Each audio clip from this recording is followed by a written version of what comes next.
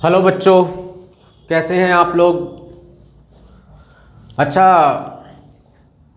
अभी तक हमने ट्रिग्नोमेट्री में काफ़ी चीज़ें सीखी हैं। कुछ बच्चे नए आए हैं, उनको मैं एक बार फिर से रिवाइज़ कराना चाहता हूँ पहले जो कुछ अभी तक हमने सीखा। सबसे पहले हमने कुछ आइडेंटिटीज सीखी थी, जैसे साइन थीटा को हम क्या लिख सकते हैं, perpendicular upon hypotenuse. Cos theta को हम base upon hypotenuse. And tan theta को हमने लिखा परपेंडिकुलर अपॉन बेस। कॉट जो है वो टेन का रेसिप्रोकल होता है, यानी कि B upon P. Sec theta cos का रेसिप्रोकल होता है, यानी कि H upon B. And cosec जो है वो साइन का रेसिप्रोकल होता है, यानी कि एच अपॉन पी। एक चीज़ तो हमने ये सीखी थी। इसके अलावा हमने कुछ आइडेंटिटीज सीखी थी। Sine 90 minus theta which is equals to cos theta, cos 90 minus theta which is equals to sine theta, tan 90 minus theta equals to cot theta, and cot 90 minus theta equals to tan theta, sec 90 minus theta cosec theta, and cosec 90 minus theta is sec theta. तो अभी तक हमने ये सीखा। आज जो हम कुछ नया सीखने वाले हैं वो है, अगर आप तीन फॉर्मूले याद कर सकें, sine square theta plus cos square theta equals to 1 plus tan square theta equals to sec square theta, and 1 plus cot square theta equals to cosec square theta. ठीक है बच्चों। अब इन तीन से अगर मैं आपको बोलूं कि साइन स्क्वायर की वैल्यू निकालो, तो साइन स्क्वायर थीटा को एज इट इज रखेंगे, 1 इस कॉस स्क्वायर को उस साइड में ले गए तो ये 1 माइनस कॉस स्क्वायर थीटा हो जाएगा बेटा। अगर मैं बोलूं कि कॉस स्क्वायर थीटा की वैल्यू निकाल दो, तो cos square theta equals to sine square को उस तरफ ले जाओ तो 1 माइनस साइन स्क्वायर थीटा। आसान है।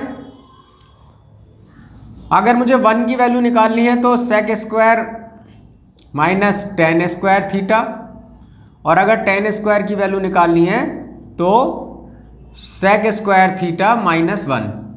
Similarly we can find out value of 1 which is cosec square theta minus cot square theta, and cot square theta is cosec square theta minus 1। सब बच्चों को ये समझ में आ गया। अब इससे हमें, अगर हम इसको सब ध्यान से देखें सारी चीज़ों को, तो अब जो हम एक्सरसाइज करेंगे 8.4 में इन सारी एक्सरसाइज सारी आइडेंटिटीज़ का या जो भी सारे फॉर्मूलेज हैं इनको हमें यूज़ करना है। इसको यूज़ हम तभी कर पाएंगे, पहली चीज़ तो ये। अच्छा, इसके अलावा मैंने अभी वो ट्रिग्नोमेट्री की जो डिफरेंट वैल्यूज़ होती हैं, sine 30 cos 45 cos 60 sine 60 sine 90 sine 45, वो नहीं लिखी है। तो अब हमें जो हमारे पास एनसीईआरटी की 8.4 एक्सरसाइज है, इस एक्सरसाइज में बच्चों हमें जो कुछ भी अभी तक हमने सीखा सबका एप्लीकेशन है। सबको हमें किस तरीके से यूज़ करना है वो हम क्वेश्चन देख के बता सकते हैं कि हमें कौन सी आइडेंटिटी कब लगानी है, क्योंकि इसमें बहुत सारे क्वेश्चंस प्रूविंग वाले क्वेश्चंस हैं। तो अभी चूंकि हमारे पास टर्म 1 का एग्ज़ाम है, तो टर्म 1 के एग्ज़ाम में तो सारे के सारे क्वेश्चंस एमसीक्यू बेस्ड आ रहे हैं।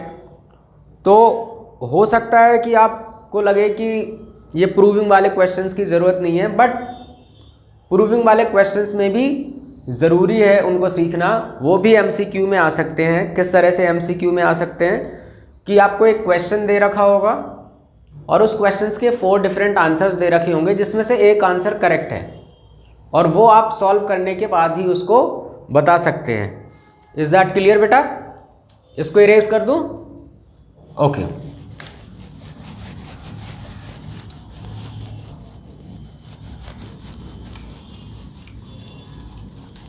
अभी जो सबसे आसान क्वेश्चन है उससे हम स्टार्ट करते हैं। जैसे कि हमने लास्ट क्लास में साइन 90 माइनस थीटा की आइडेंटिटी पढ़ी, तो एक क्वेश्चन उसी से रिलेटेड है थोड़ा सा। Sine square 63 plus cos sine square 27 cos square 17 plus cos square 73। बच्चों आपको याद होगा तो कल मैंने बताया था आपको कि ये जो एंगल्स होते हैं अगर इनका सम 90 है, जैसे कि हम देख सकते हैं कि 63 प्लस 27 90 होता है, सिमिलरली 17 प्लस 73 90 होता है। तो मैंने आपको बताया था कि जब भी हम एंगल्स का सम 90 देखेंगे तो हमें सबसे पहले जो आइडेंटिटी लगानी है वो लगानी है बेटा साइन स्क्वायर 90 माइनस 63 को क्या लिख सकता हूँ 27 लिख सकता हूँ बेटा, प्लस इस साइन स्क्वायर 27 को एज इट इज कर लिखा रहने दो। सिमिलरली कॉस स्क्वायर 90 माइनस 73 इसको लिख लेते हैं, plus cos square 73 as it is रहने दो। इतना समझ में आ गया बेटा? अब साइन 90 माइनस थीटा क्या बताया था मैंने? Cos theta. तो ये क्या हो जाएगा cos square 27 plus sine square 27 upon में नीचे sine square 73 plus cos square 73। और अभी क्या बताया? Sign square theta plus cos square theta क्या होता है 1। तो ये हो जाएगा हमारा 1/1 यानी कि आंसर आ गया 1। इतना समझ में आ गया बेटा? एक और क्वेश्चन करते हैं। 9 sec square a minus 9 10 square a। ठीक है बेटा?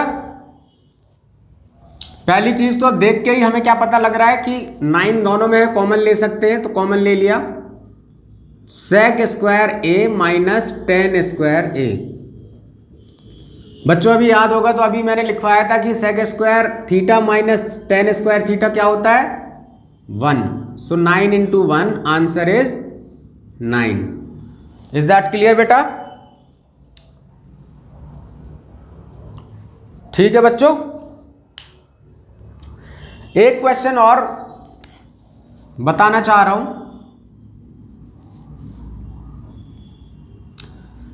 1 plus 10 square A upon 1 plus cot square ए। ये क्या होगा 1 प्लस 10 स्क्वायर ए क्या बताया था बच्चों? सेक स्क्वायर ए। और 1 प्लस कॉट स्क्वायर ए क्या बताया था? कॉसेक स्क्वायर ए। इसको रेसिप्रोकल करेंगे तो ये आ जाएगा कितना? सेक स्क्वायर का 1 अपॉन कॉस स्क्वायर ए और कॉसेक स्क्वायर का 1 अपॉन साइन स्क्वायर ए। तो जो कि हो जाएगा sine square A upon cos square A which is equals to 10 square A. तो 10 स्क्वायर ए जो है हमारा आंसर है। समझ में आया बच्चों? Very good.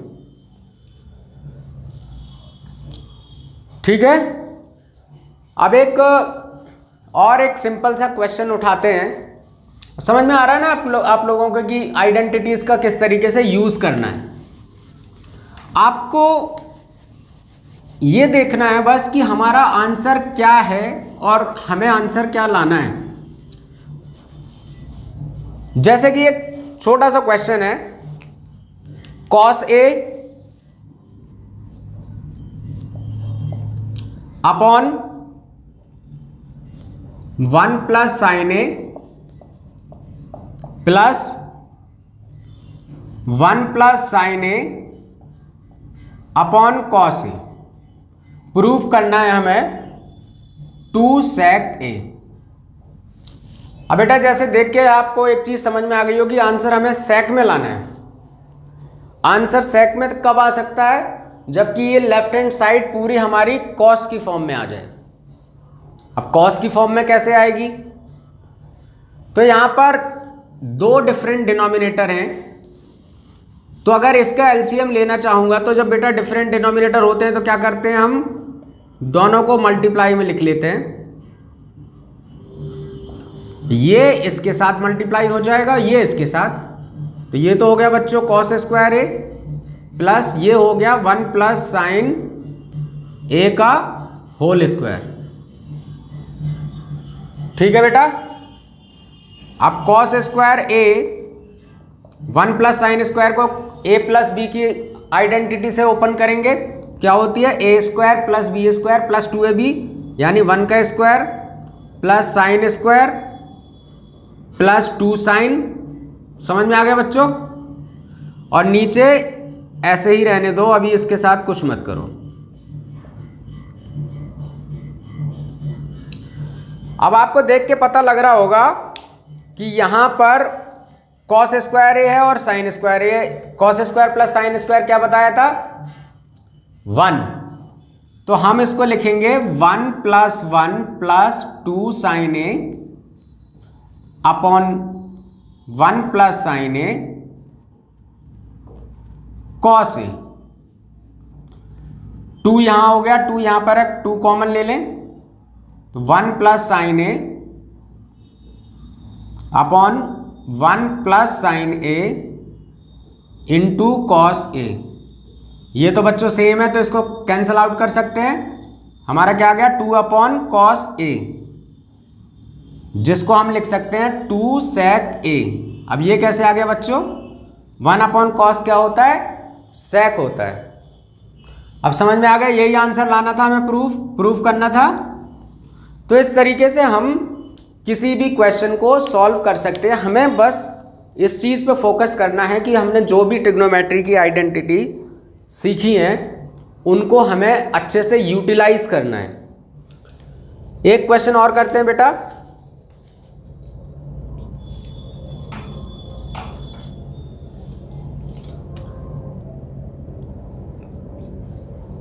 अब जो क्वेश्चन मैं बताने जा रहा हूं वो क्वेश्चन दिखने में बहुत बड़ा सा है, बट एक्चुअल में इतना डिफिकल्ट है नहीं।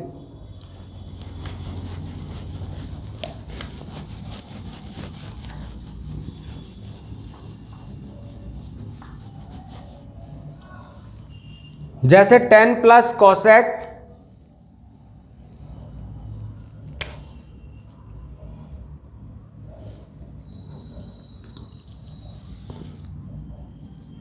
Sign A plus cosec A whole square plus cos A plus sec A whole square.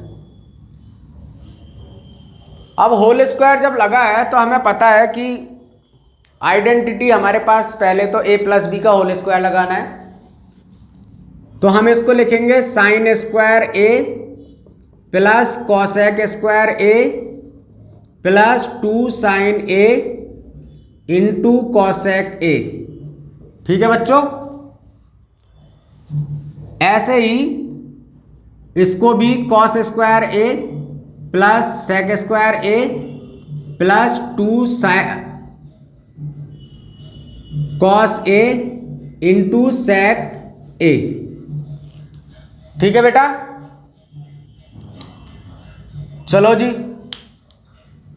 अब हम एक काम करते हैं कि साइन स्क्वायर ए और यहां का कॉस स्क्वायर ए इसको साथ में लिख लिया, क्योंकि आइडेंटिटी बनानी है ना हमें बेटा, sign square A plus cos square ए की। चलो, और इस कॉसेक स्क्वायर को क्या लिख सकते हैं हम, 1 प्लस कॉट स्क्वायर लिख सकते हैं बेटा,